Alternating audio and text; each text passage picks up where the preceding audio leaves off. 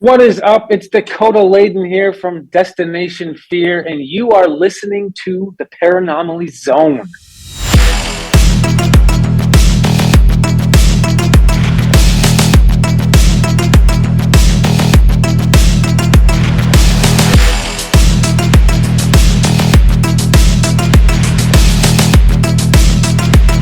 A ghostly apparition in the dark of night.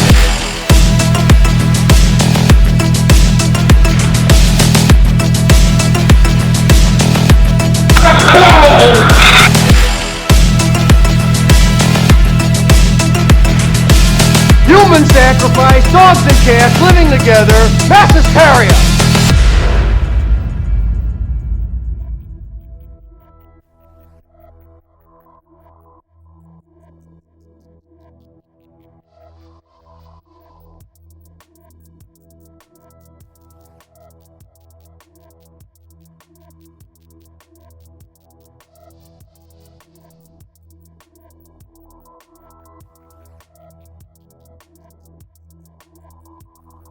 Hey there, fellow zoners and paranormal ponderers. You are in the Paranormal Zone, your weekly dose of all things, you guessed it, paranormal, strange, and mysterious. My name is Patrick Koffenberg, and I am joined once again by my co-host with the ghosts, the paranormal poster boy himself, the man who went down to the shady side of town, Mr. Mike Carbno. I have no clue what that meant. Hey, but it sounded good. You told me to rattle something off at the top of my head, and I did.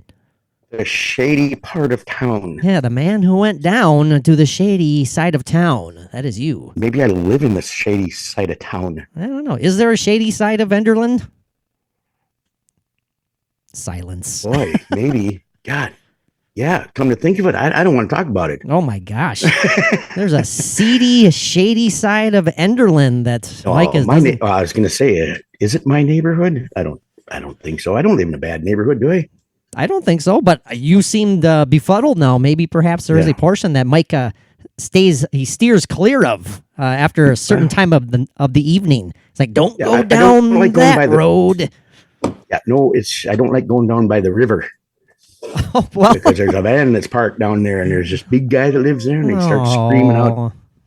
But never mind. R.I.P. Then he throws himself on a table. R.I.P. Chris Farley. Yes, absolutely. Motivational speaker Matt Foley, probably one of the most legendary SNL characters everywhere, or anywhere, or of all time. All three that I just said, anywhere, everywhere, and all time. Yeah. But Mike, it is good to see you. It seems like it's been forever since we've been together for a new topical episode. Last week we had just a blast talking with Dave Schrader. That was a great conversation. Pretty awesome guy and a great interview. Great interview. He's one of those interviews where he makes our job so much easier because you basically you don't even have to ask a question and he's off for about 90% of the show, and then and then it's like, okay, well, see you later, folks. But that's good. No one, when we have guest interviews, people aren't tuning in to listen to us yammer on and on. They want to listen to our guests. So except Valiant Thor. Valiant Thor listens? What the hell? Oh, okay. Well, people listen to that episode for some reason. Yeah, I know. Not that we need to go into a whole lot of detail about it, but yeah, that's a very popular episode. Yeah, it's pretty cool. I mean, we've always had a very good, solid, steady amount of downloads. Even back to the Alternate Realm podcast days, I was pretty happy with them. Then of course I do a complete reset without really announcing to our listeners that I was doing so, like an idiot. I did that, and so we kind of started from scratch as the Paranormal Zone, but back up to the Alternate Realm podcast numbers, and the Valiant Thor episode, for whatever reason, has skyrocketed, and that's pretty cool. It's fun to watch that. So if you listened to that episode and you enjoyed it, let us know. Whatever planet Valiant Thor came from, they heard about it, and they are tuning in from long distance. That's a good point. That is a good point. Mike is always asking, for updates. I get those chart updates of how the podcast is performing and stuff. Maybe there is like a literally universal chart out there. Yeah. Where we, for some reason, Venetians are downloading the We're in Valiant the Thor. top 10 in the world of Venus. Yeah, I'm not sure. This week. I'm not sure if, well, whatever. I was going to say some kind of lame, Yeah. but I stopped myself. Anyways, it is good to see you. We're back. We got a good topic lined up for today. And as per usual, it's fairly, well, okay, let me backtrack. As per usual, it's another topic that we quite literally decided upon, how long ago?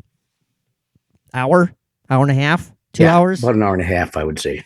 Well, we had a direction we were going, but then, as we're quite capable of doing switching. It's my fault. But hey, it's my fault. Say it. Say it. It is. No, I did it again. I changed my mind at the last minute. Fault, but that's okay. I just wasn't. But we are going to cover. We are going to cover that topic though. And the topic we were going to talk about, boys and girls, was the Myrtles haunting. Another great story. Another great story / case. Very sad, but it's fascinating, creepy, eerie, all that stuff. So you didn't hear me call you Pat just a little bit ago? I let it slide. Okay, good. I worried right after I said it. No, I felt the cold chill run down my spine. Yep. And, but I just let it go. I was like, it's okay. It's okay. I'm still shaking a little bit. I'm shaking a little bit, but all of a sudden Patrick hears, "It's Pat." Don't do that. See, I wasn't even thinking about that until you just said it. So thanks a hell of a lot. Yeah. I apologize. A lot of people say, "What's that?" It's Pat. All right, we're setting the tone for this episode. Absolutely. But we were going to talk about the Myrtles haunting, but about an hour and a half ago, 2 hours. I was like, I don't feel like I'm well researched enough for that one right now. I mean, we're both familiar with the story, but I want to do it justice when we cover it. And then I was like, I'm going to peruse through my Hans Holzer book, kind of the second edition, because Mike might have like the first Hans Holzer book about all sorts of his favorite ghost cases, the ghost files, so to speak. Because my book here is The Ghost Hunter's Favorite Cases, Still More True Ghost Stories from Hans Holzer. And it's just fascinating. I love going through this. And one chapter has like over 30 pages dedicated to the topic we're covering tonight, the ghosts of Whaley House. Now, that's a name that is probably very familiar in the ghost hunting, ghost adventures, paranormal landscape. I know the Ghost Adventures crew did an episode there way back like in 2014, I believe. Yeah, it's been a while. I don't know if ghost hunters have been there or not. Listeners, correct us if we are wrong. I don't remember them being at the Whaley House.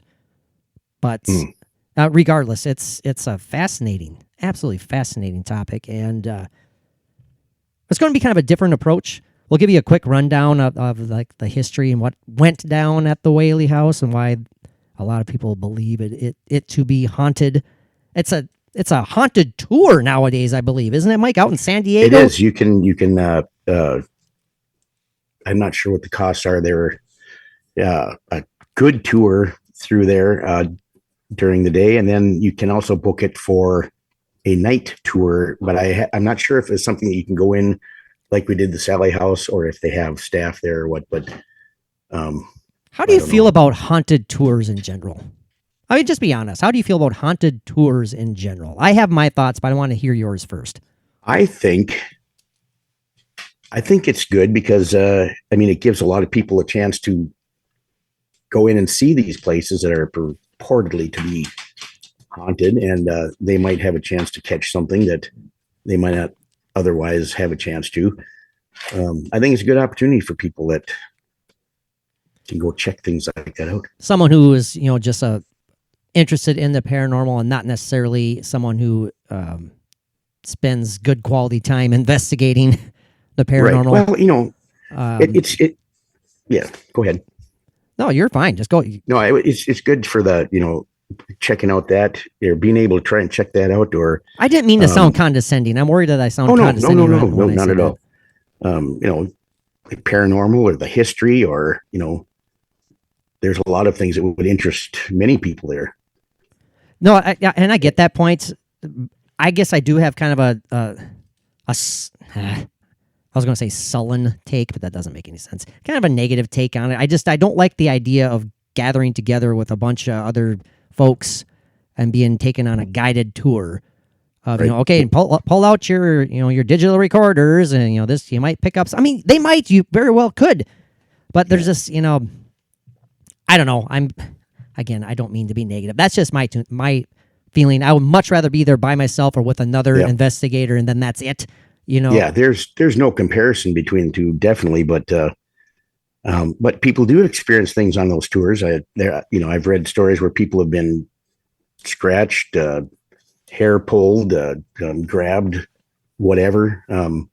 So they do have a chance of experiencing something, but it's definitely not going to be like if you're out there on your own, like you said, and equipment and setting up and right doing your thing. Yeah. And again, not bringing it down by any means, Right. because as you said, it's a great exposure for people who may not often get chances to do such things. I mean, for you and I, it'd be great opportunities. It would be a great opportunity for you and I, do something like that. Whoa, that's a ghostly sneeze in the background. Yeah. But if I had a preference, which I do, I mean, I already said it. And Dave Schrader has a bunch of awesome, tours of haunted locations that are, coming up that he's booking currently. And so definitely not definitely not encouraging people to not check them out, because please do. But it's just my personal humble opinion. So take it or leave it. Damn it. Yep. How are you doing, So, Mike? I keep staring at your bulbous alien baby in the background there. God damn it. Yes, I've got my alien baby and Chucky over my left Usually I shoulder see your tonight. creepy ass monkey, but now it's the bulbous headed alien baby. Yeah. I'm distracted by it. I really am. Are those eyes are those literally like kind of shiny glassy eyes in there, or They're just a high gloss, like marbly, painted, shiny. Okay, gotcha. Yeah, but my dad bought that for me not long before he passed away. I know. I saw it in a catalog, and when he was there, or when I was with him, and I got all excited about saying, "Look at this! How cool this is!" And he said, "Yeah." And then, about a month later, here it was. He got it and That's awesome. ordered it for me in the mail. That's great. But anyway, Well, Mike, let's get this out of the way as well here. Cheap plug time. But not necessarily cheap at all. I mean, it's something that we're passionate about. Of course, we're talking about the Paranormal Zone Patreon page. If you would like to support the podcast, you enjoy what you listen to, and you want, gosh, I'd like to help these guys out in any way I can. Well, there's no better way than to go check out our Patreon page. There are loads of exclusive episodes, loads of exclusive audio and video clips of all sorts, but all relating to the paranormal. I mean, we could go on and on and on. Several exclusive sub-series that we do with a commentary and breakdown series, which we need to return to, Mike. Our creepy features. I mean, there's so many different things that we're doing there. If you want to see us, running around in cemeteries and haunted locations like the Whaley House doing our own investigations, go check out the Patreon page. We just recorded our 60th Patreon exclusive episode, and we're going to be recording number 61 here shortly. I want to keep it as brief as I can, but it would mean the world to us if you guys checked it out. You can check it out for as little as $1 a month, no obligations. If you don't like it, you can check out. That's great. We thank you for giving it a shot. We're having fun with it. New stuff. Oh, yeah, some absolutely. new stuff coming up that will be there on Patreon. Believe it or not, we're started the new vlog series. We have 4 short little video clips of any and all things relating to the paranormal. The last one we did, my brother Joe joined me, and he shared the latest cool potential ghostly experience that he and his son had at the Babbitt School in the theater there. It's really interesting. It's a short, 8.5 minute clip. Joe tells the story about what happened to him just this last weekend. It's really cool. I'd love to hear your thoughts about that. Again, it's growing by leaps and bounds. Send us suggestions of anything that you would like to see us do or hear us talk about that we don't do here normally on the podcast. Send us ideas. If you stick around, there are Patreon perks. You stick around for a while, you sign up for maybe a $5 Patreon account. well, you get to have your choice of some art prints, original art from me, and Mike's going to get his damn shit up there too eventually. Good Lord, Mike, get on it. Eventually. I tell you, there's something really rewarding about sending out those art prints, Mike.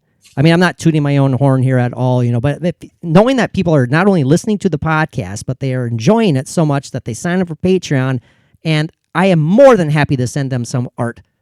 It's the least I can do, least we can do to show our appreciations. But to keep it short, too late, I understand. We'd love to see you guys try out the Patreon page. Also, on the 12th, we are planning another paranormal road trip. Oh, hell yeah, that is right. No, the 13th, isn't it? It's 13th. Yeah. Yes, it is. That's right. Heading up to Mike's neck of the woods, again, the seedy side of Enderlin, or wherever the hell we're going. Yeah. But we have some destinations we're going to be checking out. First time we've been together since the Sally House investigation. So This is going to be cool. I'm looking forward to it. A couple of weeks from now.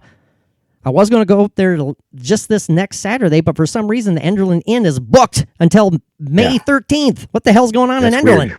Yeah, that's weird. You got some secret society I haven't forming heard of there? anything going on. I have no idea.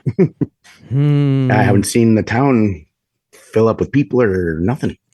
That's kind of interesting, but Who knows? we're looking forward to it. And we'll be, I'll be firing up all the equipment and making sure everything's running. And listen to this, boys and girls. I'm super excited about this. Mike recently discovered old video. Yes, I did. From our ghost hunting days back in 2007, 2006, I cannot wait, Mike. We need to discuss this when I get there. I will happily take those off of your hands and convert them for you. Hey, you can take the little discs and you can take the camera, all that stuff. I'm excited, but I'm also kind of like leery about watching them because I'm going to be judging myself so much and like, oh my God, I'm a moron. Would. I'll be laughing at myself, so you go I'm ahead sure. and judge away, and I'll laugh. I know, I got you. But man, that was. Can I ask you where you found them? And we'll dive into the episode here shortly. We're sorry about that. Yeah, they were stuffed away in the back of a closet in the laundry room. In the laundry room. Holy crap! What else is in the laundry room? That's crazy. It's all kinds of stuff. But our paranormal road trip, just a little teaser. We are planning on going to a military fort from the 1870s that has purported to be haunted. So we're going to see what we can catch there. Yeah, absolutely. Excitement there. And that's about like what? It's an hour or so away from your house, I think. No, not quite. Yeah, about an hour. Yeah, that's what I was kind of guessing. I've always wanted to check that out. Every time I drive, every time I'm leaving, Enderlin, I have if I just kept going in one certain direction, I'll head right to this fort, but I'm always anxious to get back and do whatever. But not today or not on May 13th. That's going to be pretty darn cool. Looking forward to that. And that's just one destination. We have other ones we hope to get to. Will you stop chewing your goddamn fingernails? What's going on? Are you Mike? I got a hangnail. You're giving me a hangover just watching you do that. Okay, I'm done. I'm distracted by your bulbous alien head, and now your hangnail. It's been a good day. Everyone who's tuned in has checked out already. Yeah. All they're doing we is better talking get to this story. All they're doing is talking about their Patreon shit, and they haven't got anything cool. San Diego's scariest and most haunted place, One of them. Whaley House. Yes, allegedly. There is quite a history to this place for sure. Yes, very sad history. Of course, we're talking about the Whaley House. We're going to be focusing on some of the alleged hauntings. And as I was going to say a while ago, with this book here that I have, the Hans Holzer book, it's really interesting. I'm going to just be going through some of the entries in there. They're almost like kind of like diary entries from back in the 60s from people who work there, visitors who'd stayed there, and and they documented what they had seen. It's really kind of cool to go through. Yeah, a lot of great information. Yeah, absolutely. First-hand story type stuff. Yeah. And so I wanted to share some of those. That'll be the gist of the topic, is where I'll be sharing those experiences, and then we'll talk about them. Yeah. But briefly, the history of the Whaley House, the family history in the Whaley House is very tragic. I mean, lots of, let's just say it, death has occurred in the house. Some tragic I mean, it's always sad, obviously, but literally some tragic when you talk about an 18-year-old or an 18-month-old child dying, from scarlet fever back in the, the 1800s. People committing suicide. Being hung. Lovelorn people shooting themselves in the chest because they are brokenhearted for any number of reasons. Like Mike said, being at the end of a rope for thievery.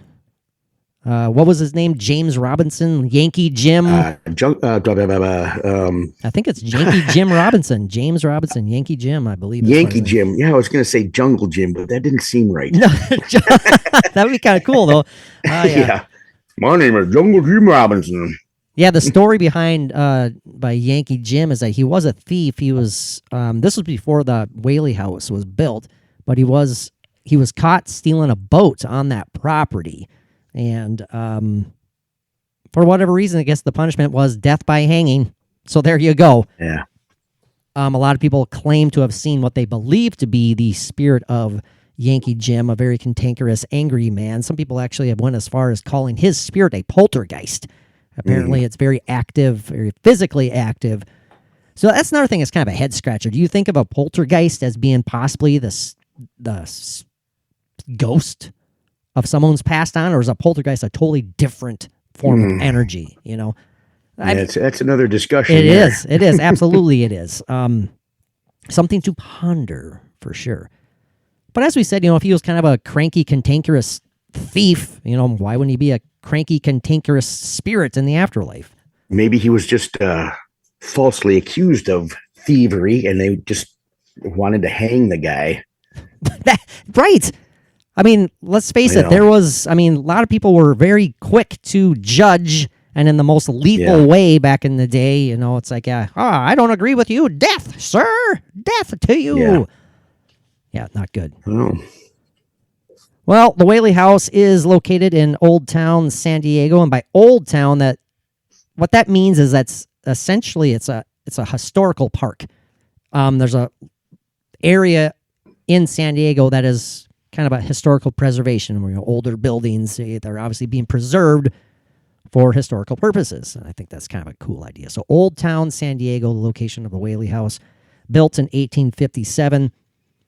It's gone through some renovations. I actually experienced a very damaging fire that burned down what was once a store that was part of the Whaley House. The Whaley House has served as a couple different served a couple different purposes. Yeah. Well, one was a store.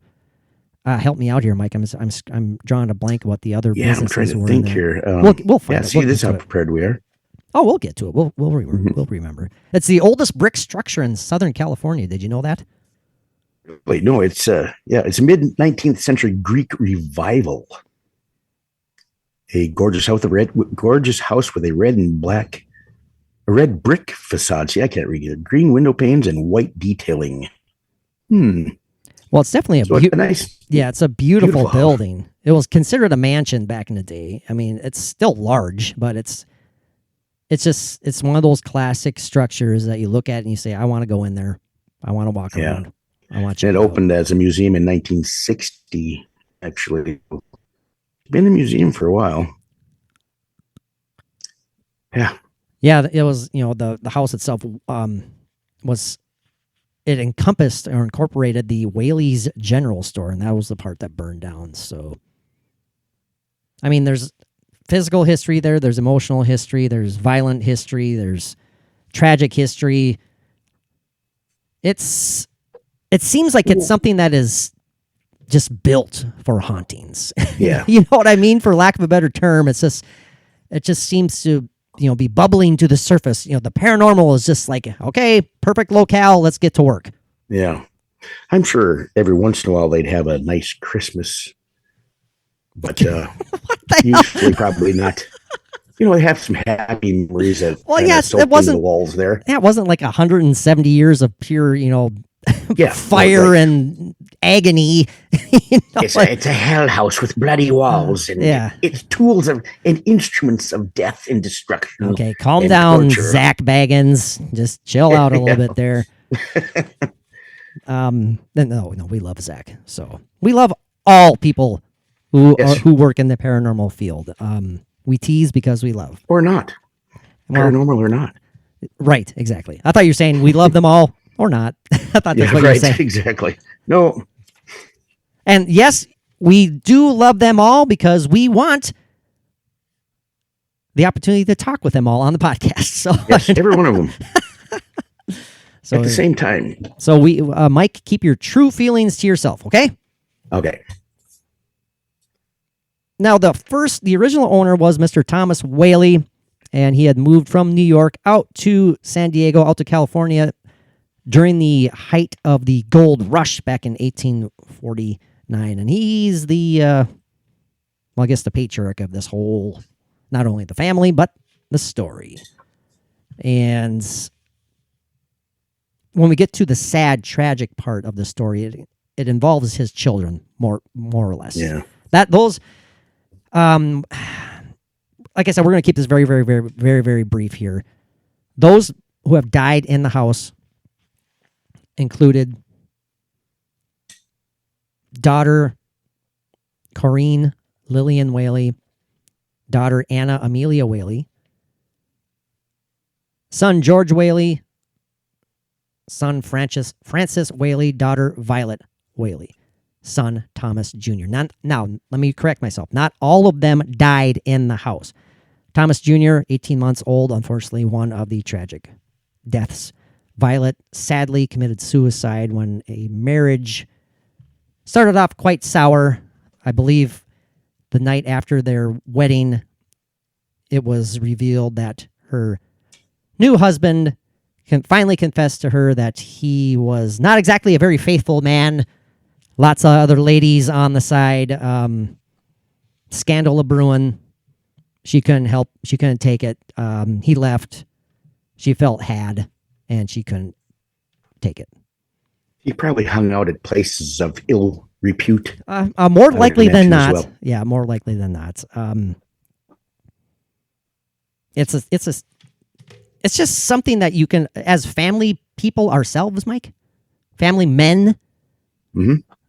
we can understand the agony and the pain that went into this house just because of all the sadness, just of all the death.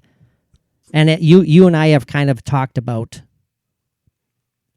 the energy imprinting itself, for whatever reason, negatively, maybe, hopefully positively as well.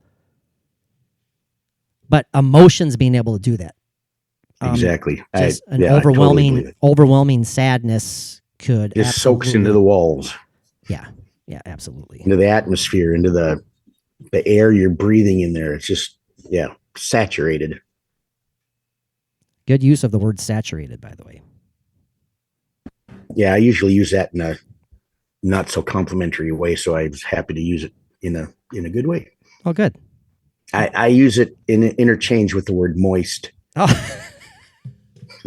So either way, it's quite moist. No, it's quite saturated. I need to pause. I think moist. I need to pause for a minute. That word. Yeah, that word. well. Oh, it like paralyzes me. Intellectually, emotionally, physically. That do like I do. When you hear the word, think of the best, moistest piece of cake, and it is so delicious and good. See, I'm not a fan of cake. I don't even like cake. I like pie too. Definitely don't like pie. Not a fan of pie. Just think of a nice moist pie.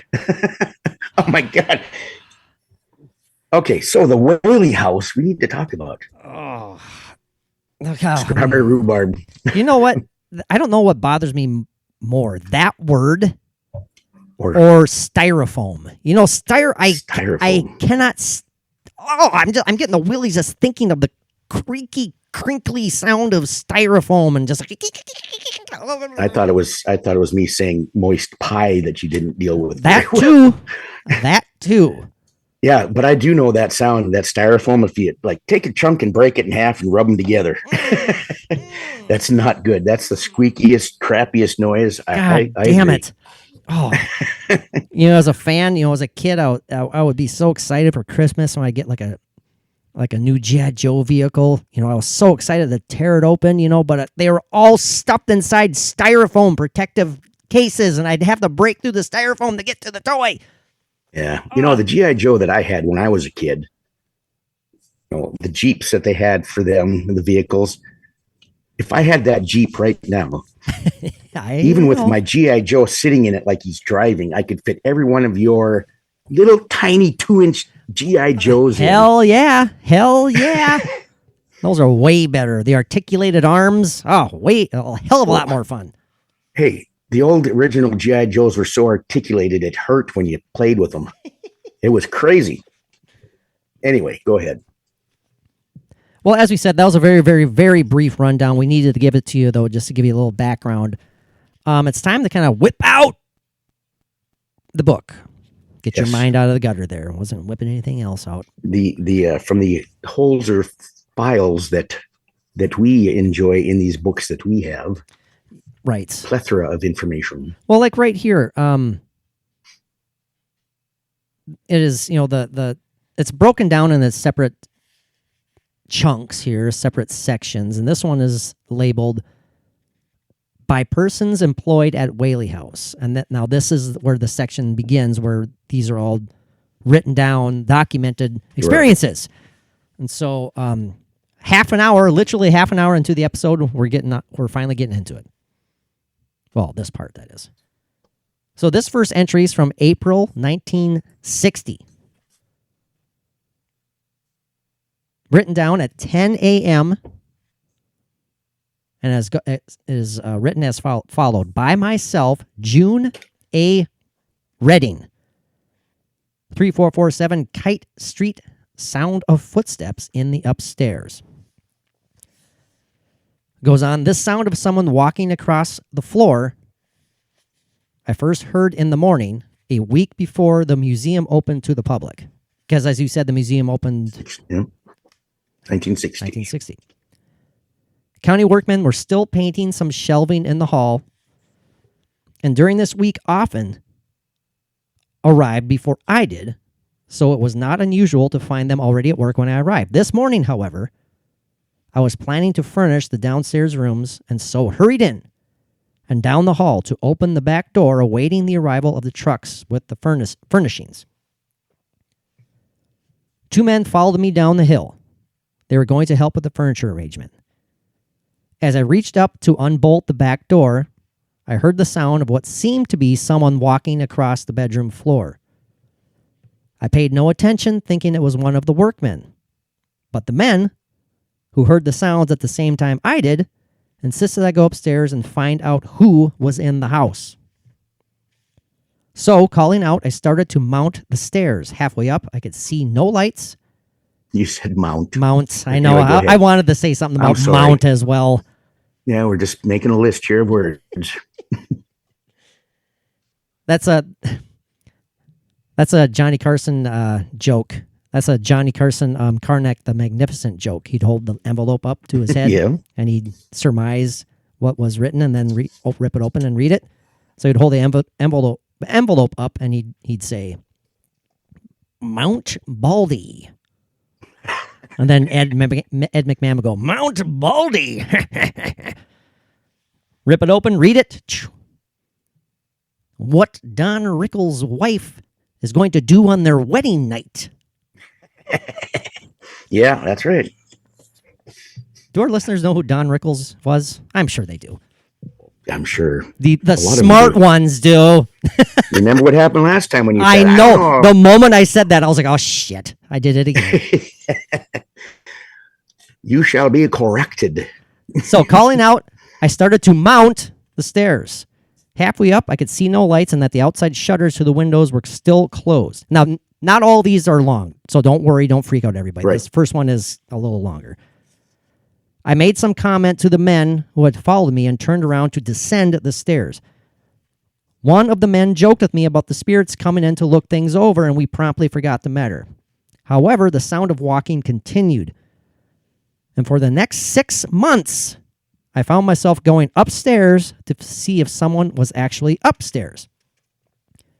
This would happen during the day, Sometimes when visitors were in other parts of the house, other times when I was busy at my desk trying to catch up on correspondence or bookwork. At times it would sound as though someone was descending the stairs, but would fade away before reaching the first floor. So, I mean,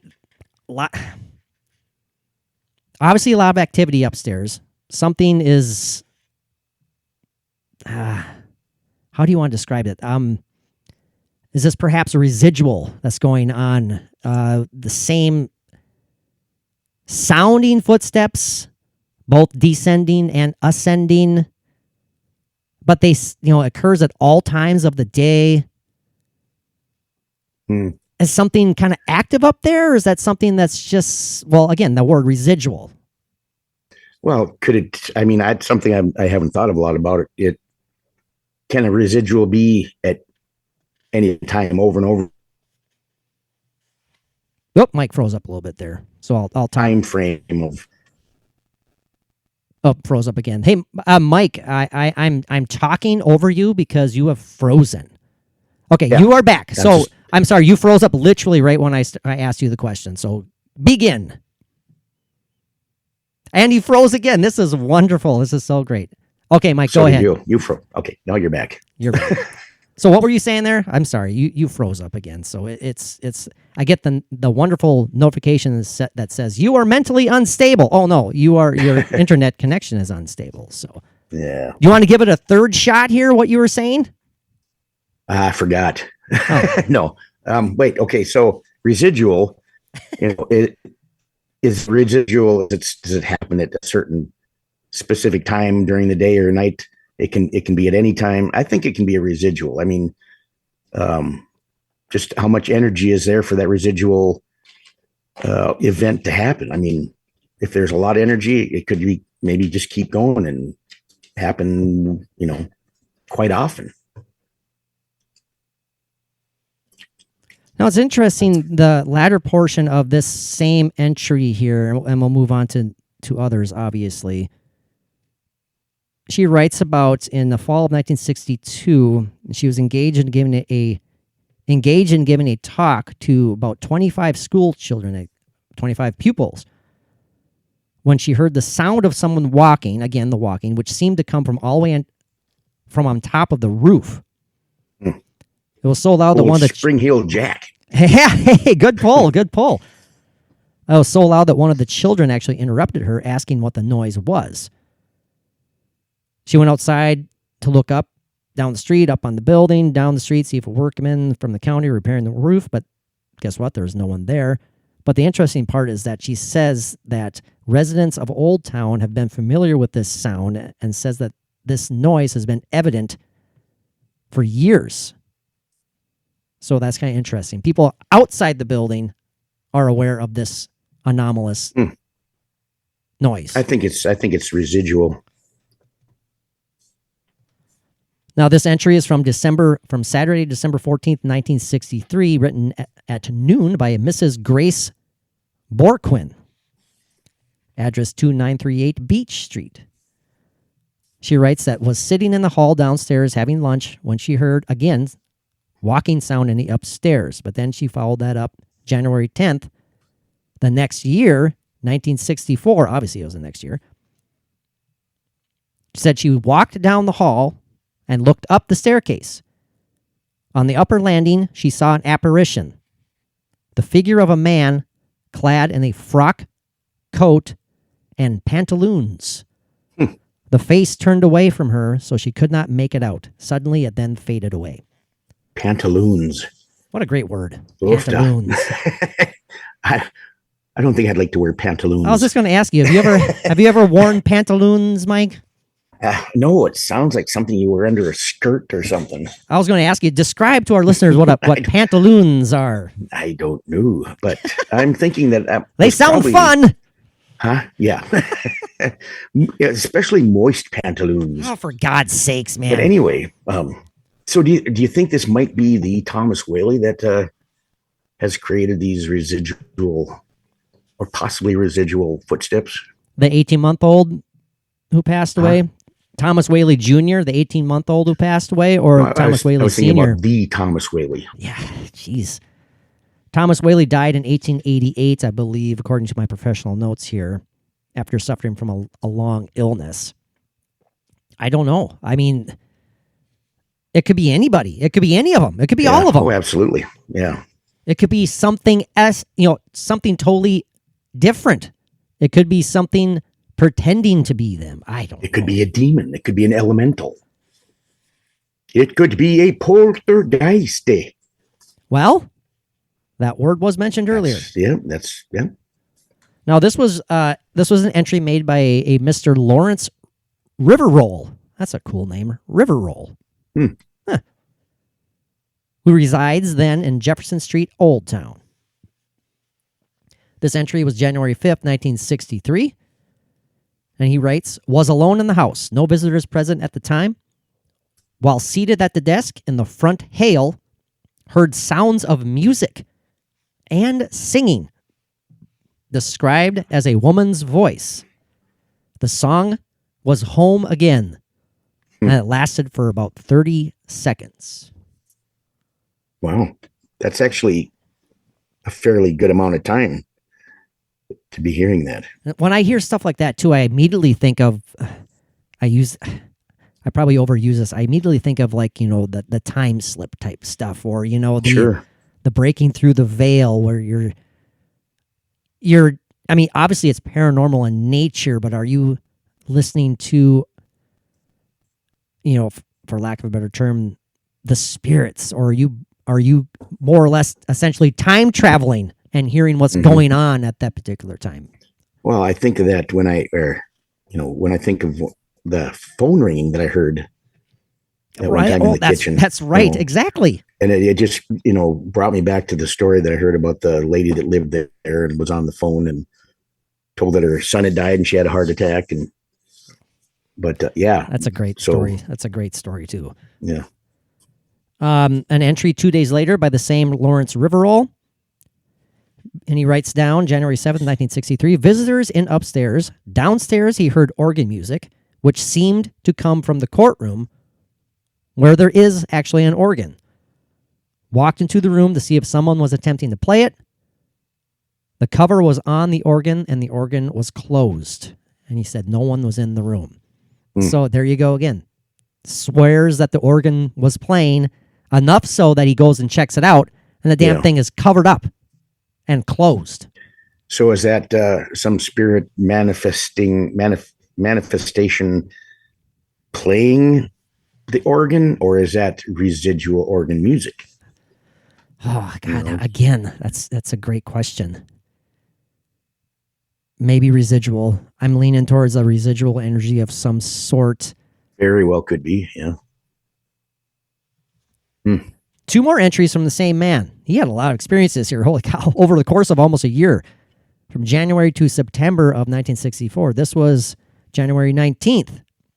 And he wrote, the museum was closed for the day, engaged in closing shutters downstairs, heard footsteps an upper part of the house in the same area as described. Went up to check and, of course, saw nothing. Those footsteps, man. What the hell?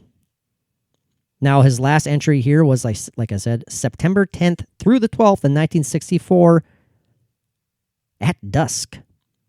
And he writes, engaged in closing house, together with another worker this time. Finally went into the music room, began playing the piano. Suddenly felt a distinct pressure on my hands, as though someone had their hands on them. Turned to look toward the front hall in the direction of the desk, hoping to get the attention of the person seated there, when I saw the apparition of a slight woman dressed in a hoop skirt. In the dim light, was unable to see clearly the face. Suddenly, the figure vanished. So that's another sighting of an apparition. The first one, from she claims to have seen a man top of the steps, and now this gentleman says he saw a slight woman dressed in a hoop skirt. Now, can you describe to me what a hoop skirt is, Mike? Well, it's the very wide and not flowing, but it's the skirts they used to wear back in the 1800s and before that, even where it had the hoops in it to make it round and round at the bottom, and then they would get smaller as they came up to the waist. Yep. I got it. And you could actually hide in those if you needed to. I believe it, man. like you could just sneak up behind the lady and say, "Excuse me, I need to hide for a minute." I got it. I understand. Now, could one hide in pantaloons? I don't think so. You know, just. I mean, we know obviously it's related to pants, but I want the Right. exact definition of pantaloons. I am looking it up right now. Don't worry, I'm not Good going to. idea. Otherwise, it's going to be wearing on us for a long It time. bothers me. Pantaloons. Women's baggy trousers gathered at the ankles. There you go. Pantaloons. Didn't they wear something like that underneath the hoop skirts? Didn't they? Yeah, that's man. I guess I don't know. I'm not up to date on my 18th century, you know, daily wardrobes. You know about loons, but not pantaloons. Not pantaloons for sure. Yeah, isn't that the Minnesota state bird, the pantaloon? Yes. An My entry favorite birds, written in actually. September 22nd, 1964 by J. Milton Keller. Is this interesting to you, by the way, Mike? I think this is Absolutely. I just hope it's interesting to everybody that might be listening to it. That's very true. Me too. Let's hope. Well, if they're Hopefully still listening to here, if they're still here, they're interested, right? Or they're keeping their fingers crossed, like we really want to like you They're guys. just holding out, waiting, and hoping. We don't want to hurt your feelings. We really don't. Yeah. Okay, this was entered by J. Milton Keller from 4114 Middlesex Drive, September 22nd, 1964, 2 p.m. Engaged in tour with visitors at the parlor when suddenly he, together with people assembled at balustrade, I don't know what that is, balustrade, noticed crystal drops hanging from a lamp on parlor table begin to swing back and forth. This occurred on only one side of the lamp. The other drops, crystal drops, did not move. This continued for 2 minutes. Now, could that be anything? Could that be a legit physical explanation? But picture a chandelier with these crystal drops, and only one side of them start to sway back and forth for over 2 minutes, while the other side, all of them, they're all separate, remain perfectly still. Yeah, that's definitely says something. To me, that seems like something sitting there, just playing with the one side, just ding, ding, ding, ding, ding, ding, just messing with the ones that are hanging on and not bothering with the other side. Yeah. I don't know. Yeah, it seems too organized and definite of something that somebody's doing. Would you like to hear the definition of balustrade? Yes, please. Balustrade. A railing supported by balusters, especially an ornamental parapet on a balcony, bridge, or terrace. Okay, that makes sense. People Yeah, sure it does. assembled at the balustrade. And again, to one particular listener out there, if I'm butchering the pronunciation, I'm sorry. But we appreciate the correction. So, do we? No. Oh well. Another entry from the same J. Milton Keller. This is December 15th of the same year, 1964. And he writes, engaged in closing house along with others, returned from securing restrooms, walked down hall, turned. They wrote something wrong here. Turned with the key while I stepped into the hall closet to reach for the master switch, which turns off all the lights. I pulled the switch. Obviously, these are people who work there. You're right. I pulled the switch, started to turn around and step out. When he said, I don't know what he's talking about when he said, stop, don't move, you'll step on the dog. He put his hands out in a gesture for me to stay still. Interesting. Meantime, I just turned in time to see what resembled a flash of light between us and what appeared to be the back of a dog. Scurry down the hall, and turn into the dining room. I decided to resume a normal attitude, so I kidded him a little about trying to scare me. Other people were present in the front hall at the time, waiting for us at the door, so he turned to them and said in a rather hurt voice that I didn't believe him. I realized then that he had witnessed an apparition, so I asked him to see if he could describe it. He said he saw a spotted dog like a fox terrier that ran with his ears flapping down the hall and into the dining room. Yeah, that's Wow. So you got really good look, and it had a lot of detail for him to describe it that way. So that's pretty cool. Now, he obviously saw this. The other gentleman saw what he described as a flash of light, and the other person said it was clearly a dog. And so much so he's like, you're going to step on the dog. Yeah. It's maybe who has the more ability to see it more formed into its true shape. Maybe the one person can only see it as a flash of light. Yeah. Just like you not seeing anything. Well, thanks. Yeah. Or he could have simply not just been focusing. Maybe the other guy was looking down and he saw what clearly appeared to be a dog, and he was maybe looking up or to the side, and he saw out of the corner of his eye what seemed like a flash of light. Mm-hmm. But that's crazy. Yeah. What the hell what's going on at this house here? I mean, was that a family dog? Yeah. With so much activity, I wonder if anybody has ever had the thought of a possible portal there. Oh, good one. Well, Mike, you and I are animal lovers. You form special bonds with your pets. Oh, huge bonds. I mean, why is it so outrageous to think that if this was a family dog, that maybe when that dog passed over, he just didn't want to go anywhere else? Yeah, it's where he spent his whole life probably, and very happy. Have you been visited by your cat that you said could come back at any time, by the way?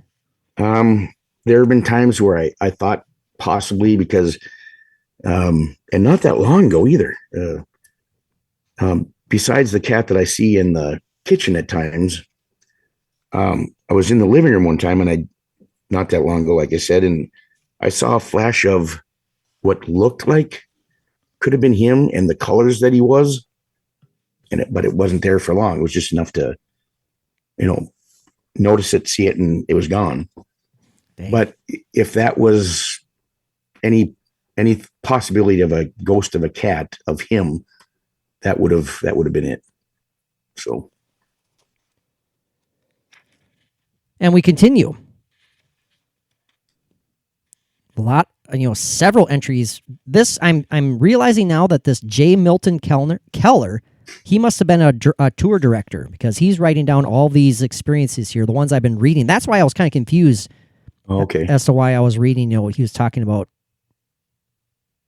He was, sharing these stories from a different perspective. But I see what's happening now. He's sharing stories that people experience during these tours. That's what I was just going to ask. Is there accounts there of people on a tour seeing? That's what I'm getting. Yes, so that makes more sense now. Awesome. So this is one they wrote down May 29th of 1965. Escorting visitors through house upstairs. One called to me asking me to come up. Upon going up, I, and visitors all witnessed a black rocking chair moving back and forth as if occupied by a person. It had started moving unaccountably, went on for about 3 minutes, caused quite a stir among the visitors. I'm sure. That would be kind of creepy. Now, I'm not poo-pooing this at all. I'm not poo-pooing it, but when you hear stories of rocking chairs doing this on their own, I mean, it just could be any number of things. It could be a warp in the floor. It could be, the slightest movement of anything could cause something like this to happen. Now, going on for 3 minutes and then suddenly stopping, I don't know about that being the explanation. All I'm saying is that is a possible explanation for that one. It could be the very large, heavy footsteps of Paul Bunyan walking by the house. Hell yeah! That kind of makes things shake a bit. It could be, or damn, you know what, Mike? It could just be a damn ghost taking a leisurely break in the rocking chair, right? And I think that's probably more likely. Yep, than the Paul Bunyan theory. I keep maybe. Mike, when in doubt, Mike always pulls out his Paul Bunyan theory. When he's, we're North Dakota, Minnesota. It's a big land of Paul Bunyan. I want to make that clear, because I can't help it. I am who I am. I don't want to continuously come across as a negative Nelly. and always, like I said, poo-pooing things because I am a skeptical believer. I am, but I have to look at the possible rational explanations first, Yeah. or I don't, the rational. Just don't ever say negative Nelly ever again. Okay. Why not? When you're referring to yourself, especially, it's just, it's embarrassing. Well, what would you Calling prefer? yourself things like that. What would you prefer? Well, not Nelly. A poopy Patrick? Is that better? There you go. Okay. I don't mean to be a poopy Patrick. God damn it. I probably just started something. Listeners going to start calling me Poopy Patrick now. No, I'll start calling you Poopy Patrick. I'd rather be called Negative Nelly. Of course. You can call me Magnificent Mike. Whatever. Hey, okay, you can all whatever. go by whatever you wish. Just kind of get control of that ego of yours there a little bit, my friend. Actually, you could probably settle. I'll settle on Manic Mike. That's a great song by the Bangles. Kind of. All right, December 27, 1964, late afternoon prior to closing, saw the apparition of a woman dressed in a green plaid gingham dress.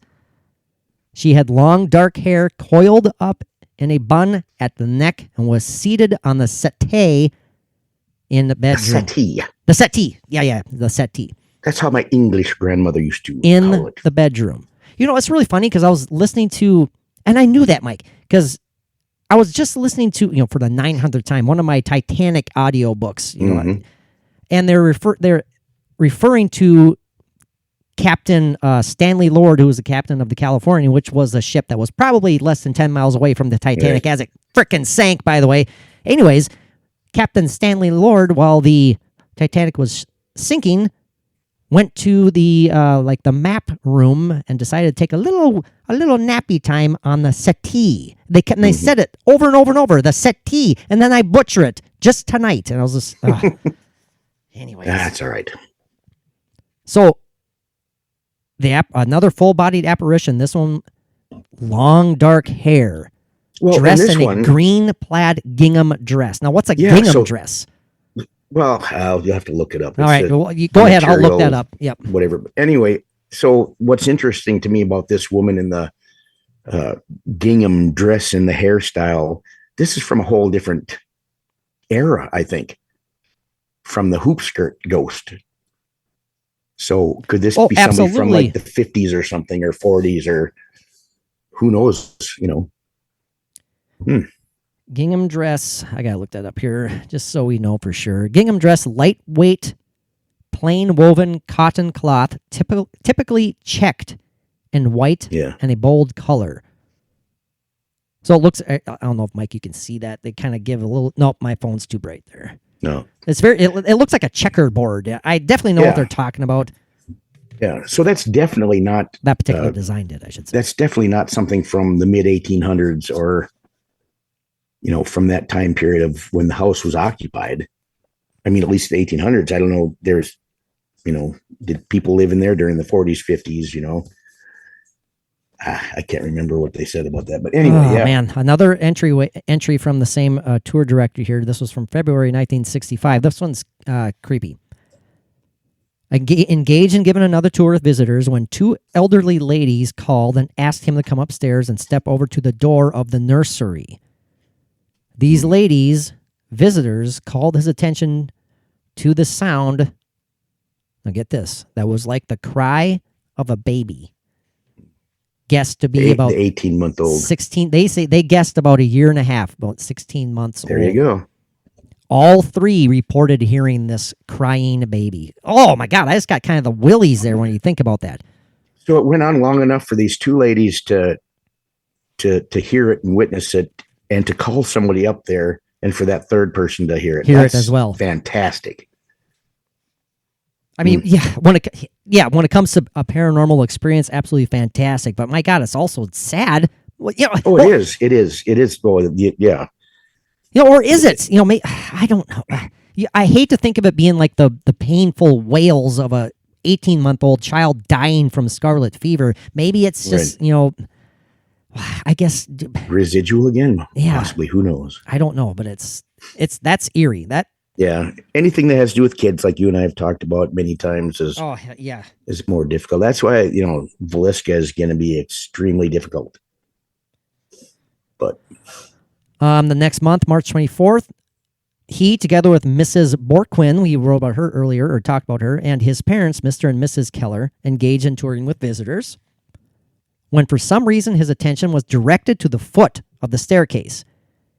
He walked back to it and heard the sound of someone in the upper part of the house whistling. No one was in the upstairs at the time. yeah, this is just crazy. How much, definitely, it's probably more than just San Diego's most haunted house. It's crazy. God, this stuff was just... This is October 14th, 1964 through November 18th, 1964. During the morning and afternoon on these days, October 14th through November 18th, called my attention to the smell of cigar smoke. I was just going to ask if there have been reports of smelling things. Now, I was reading this earlier, and there's several people who talked about hearing or smelling very strong and clear odors coming from the kitchen, as if someone was in there, cooking away, and obviously there's nothing going on. That'd be so fantastic. And that obviously would be considered a residual, right? The scents and everything, the smells. Called my attention to the smell of cigar smoke and the fragrance of perfume or cologne. This occurred in the parlor, hall, upstairs bedroom. In another bedroom, she called my attention to something resembling dusting powder. Oh, what the heck is that? Something resembling dusting powder. Yeah, good question. I'm scratching my head on that one. Now, it's interesting that all these odors and these fragrances occurred during this month-long period here. Yeah. From October 14th to November 18th. There could be something very, very significant about that. And when you smell an odor like that is a paranormal event, I've had that happen. I know I've told the story before on the air, but smelling that old, cheap perfume, like something that your great grandmother would wear or something, it's so, like a lemon verbena something, but it was so strong and it came on so quick. And then the person was sitting down on the other end of the couch. They got it after I did. It's like, it moved along, but it was just, it hit so hard and quick, and then it was gone so quick. And we both smelled it. It's like, you swear that somebody's grandmother just walked through ready for Sunday go to meeting or something. I don't know. It was bad, but it's an experience that it's very interesting, and you just know it's not normal. I mean, the way it comes, but there's so many we could share here, but we're already at an hour, and I want to share a couple more, but briefly, just talking about smells, Mike, and the power of your sense of smell. I know I talked to you about that dream I had about my dad again. Now, did I talk about it on the podcast? I don't remember. I don't think I did. It wasn't a dream. I'll tell you that. Very briefly, as if you've been listening for a while now, you know that Mike had that very emotional, connection with what, he believes was, potentially the spirit of my dad, or, the lingering energy of whatever you want to call it, the intelligent energy. I couldn't even talk on that one episode. We couldn't. We had to literally, that's no joke. We had to take a break. Mike had to gather himself. And then shortly after that, I had a very powerful dream, long story short, where I know it was my dad. We were back in the Main Street house, the house on Main Street in Park Rapids. And what I remember is I was on the couch and he was on the chair, and I'm already fading. My memory's already fading, but the important part is still there, was where I know I went up and I gave him the biggest freaking hug. Just squeezed him so hard. I had my face buried in his shoulder and neck area, just squeezing him, and I was so happy. And I smelled him. And I'm not saying that in the weird, gross way. It was just how I remember him smelling. As odd as that sounds, I haven't seen this person since I haven't seen this guy since I was 8 years old. So that's damn near 40 years ago. And that smell just hit me in that dream. I got emotional in my dream because I was like, this is you. This is really you. And it's really unique. And there's something about the power of the sense of smell. I think it really can spark memories that are dormant. Yeah. God, wasn't it said, or did we talk about that before, where the sense of smell is the closest link to memory or something like that? I believe so. Yeah. Yeah. And that makes sense to me because I have things that I smell that throw me back. Oh, yeah. Unfortunately, throw me back. But anyway. Oh, I know. I got you. But it's I just lost my train of thought. But anyway, go ahead. Well, this is coming from Mr. Skeptical Believer, but that was a moving dream. That was very moving. I'll just say that. Yeah, and I'd like to ask the listeners too that I don't remember smelling anything in any of my dreams. How often does that happen? Oh, that's a good question. Has anybody had dreams where they smell anything, whether it's something strong or say you're having a dream of, making toast or something, you smell that. And hopefully you're not having a stroke while you're sleeping, but like burning, whatever. Anyway, but you know what I mean? I know. I do. Yeah. Well, Mike, this is a very interesting entry from Mr. Keller. This is November 6th. This is going back in time a bit to 1963, November 28th. Hey, Mike's birthday, November 28th, 1960. Wait, you're 62. I was 62, yes. Damn it. Well, you were one when this was. I was one. When this was put to paper. I could have been there. Maybe you were there spiritually. Reported the scene an apparition of a pasty white chubby baby with glasses. No, I'm kidding. Well, there was that one time when I had to go to the bathroom in the middle of the night, didn't turn any lights on.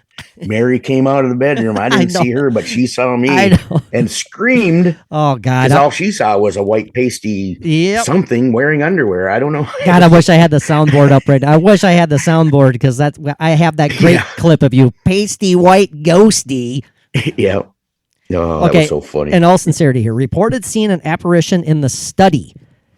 A group of men there dressed in frock coats, some with plain vests, others figured material. One of this group had a large gold watch chain across the vest. Seemed to be a kind of meeting. All figures were animated. Some pacing the floor, others conversing, all serious and agitated, but oblivious to everything else. One figure in this group seemed to be an official and stood off by himself. This person was of medium stocky build, light brown hair and mustache, which was quite full and long. He had a very piercing light blue eyes, penetrating gaze. Mrs. Pierre sensed that he was some kind of official, a person of importance. He seemed about to speak. Mrs. Pereire, I think it's Pereire actually. Mrs. Pereire seemed quite exhausted by her experiences witnessing the scene, yet was quite curious about the man with the penetrating gaze. I remember her asking me if anyone answering this description, if I knew of anyone answering this description, because it remained with her for some time.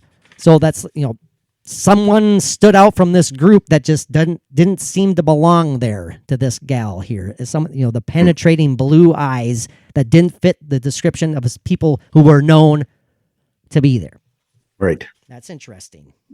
What was that? I read that about the mustache, it reminded me of a joke in one of the classic Naked Gun movies, where Lisa Marie Presley's character is describing like an assailant to Leslie Nielsen's character, Frank Drebin. Mm-hmm. And when she's describing him, she says, dark hair, mustache, about 6'3", and he goes, "That's an awfully big mustache." I don't remember that, but yeah, good one. Well, about 6'3". It's an awfully big mustache. And that's typical for that movie. Okay, quickly, October 7th, 1963, reported unaccountable sounds issuing from kitchen as though someone was at work there. Same day, this person reported smelling the odor of something baking. That's what I was referring to earlier. On November 27th, 1964, heard a distinct noise from the kitchen area as though something had dropped to the floor. I was present when this occurred. She called me and asked what I was doing there, thinking I had been rearranging the exhibit. At this time, I was at work in the courtroom laying out work. Both of us reached the kitchen to find one of the utensils on the shelf rack had disengaged itself, fallen to the floor, and had struck a copper boiler directly below. No one else was in the house at the time, and we were at a loss to explain this. So, I mean, we're running short on time. I apologize, everybody. This is a huge chapter. There's so many examples like this. It's countless and goes on and on. But if you're interested, this book is called The Ghost Hunter's Favorite Cases, Still More True Ghost Stories from Hans Holzer. You can buy it at Barnes & Noble Books, probably anywhere your favorite books are found. Man, another place we'd love to go to, though, Mike, the Whaley House. That would be awesome. The building obviously is still standing. You can still attend it. You can still go on these ghost tours, as we were talking about earlier, haunted tours, however you want to call them. Should we put it on the bucket list? Well, you said earlier you don't think you're ever going to make it to San Diego. Well, but yeah, never say never, I guess, huh? That's true. That's true. Now, the Villisca House, that's another story altogether. Yes. Now, that's something that's very doable, shorter drive than the Sally House. So, are you feeling are you going to be leery about it though, Mike? I know you mentioned it briefly a couple minutes ago. I'm not leery about Are you anything. hesitant? Maybe that's a better word. Are you hesitant? Yeah. I'm not worried about anything bad happening. It's just going to be there's going to be times of a possible emotional roller coaster that I just hope it doesn't last for too long. It'll be good. It'll be great. I mean, we'll oh man, the things I imagine doing there. Oh God. Please keep me at a safe distance when that thought goes through your brain. The things I imagine doing there. Yeah. I'm just like, whoa, what? Yeah. No, you know what I'll do? I'll lock you up in that attic part and just let you just stay in there by yourself in the dark. You'll find me quivering in the corner. Find you dead in a fetal position underneath that Amityville horror window. Oh, goddamn. No shit. Now, Mike, final thoughts on the Whaley House. Is there something about the location that perhaps, I mean, again, I love putting this on you. No pressure. I love these weighted questions. Is there something about that property, something about that land that maybe affects the house, the people in it itself? Or did all of the tragic occurrences, the family history, the sadness, overall emotional weight that has gone down in that house, is that what is causing some of these alleged hauntings to continue to this day, or something else entirely? I think it's a combination of a number of things. And then, that is one. Who knows, is there limestone bedrock underneath the house? Is there... thank you for saying that, because underground water or whatever. That is one thing I read earlier today that I had no idea that this was true. Supposedly, this is built on top of a cemetery. Supposedly. I read that earlier today. I'd never heard that before. I need to do a little more deep dive on that possibility. But that opens up a whole different ball of wax there. Sure it does, yeah. I mean, that could be, the movie Poltergeist, just fills the house with spirits. And that would have to be an awfully old cemetery. Yeah, absolutely. I get, and also, just to correct myself, I think I should have said that opens up an entirely different can of worms. It doesn't open up a different ball of wax. That's an entirely different ball of wax that opens up a different can of worms. So yeah, well, you could have a ball of wax, but that would require some deep dive into the background of that locale for sure to see if there's any legit, truth behind this. Because again, I had never heard of that before when it comes to the Whaley House. But my gosh. I mean, you've seen the movie Poltergeist. I mean, what the hell happens when you're buried on top of a flippin' cemetery? Yeah. Well, yeah. Great movie. Oh, Mike, by the way, there's a reason I brought that up. It fits perfectly. I think that would be a great topic for our next Patreon commentary and breakdown is the Poltergeist movies. Maybe even start off with Poltergeist Part 2, your favorite one. Oh, God, yes. Part 2 would have to be included in that. I think that'd be a good idea. I would love that. That'd be fantastic. Yep, some of my favorite movies. That first one still is. It's just classic Steven Spielberg. The last one they made though. No, I've never bothered. I honestly don't have any interest in it. But the it first was two, man, very can't badly go done. wrong with them. Cannot go wrong. Well, Mike, thanks for making this work, man. Whoa, I just unplugged my my headphones, so I can't hear myself, but that's okay. Mike, talk while I hook my headphones back up. Yeah, I hope He you're is talking because I now can't taking hear his. anything. There, nope. There he goes, putting them back on. Okay. All right, here I'm back. I'm back. So, yeah, we're professionals here. I literally ripped the cord out of my headphones. That was great, but we persevered. Yeah, it's time to wrap it up when I can't speak anymore. So we did persevere. I guess we should have, according to that We logic, carried we on could and carried have. through. According to my logic, we should have then ended about an hour and 13 minutes ago because I couldn't speak this entire episode of that. So. Well, again, if you guys want to, if you want to support us, please check out the Patreon page. The content's growing and growing by leaps and bounds, and we're having a blast with it. We'd love to see you guys there. Mike, thanks for making this work, my friend. It seems like it's been too long, but we'll be back ripping and roaring and rocking and rolling next week for another new episode of Paranormal Zone. Until then, my buddy, my pal, good friend o' mine, what do our awesome fellow zoners need to do? They need to peace out.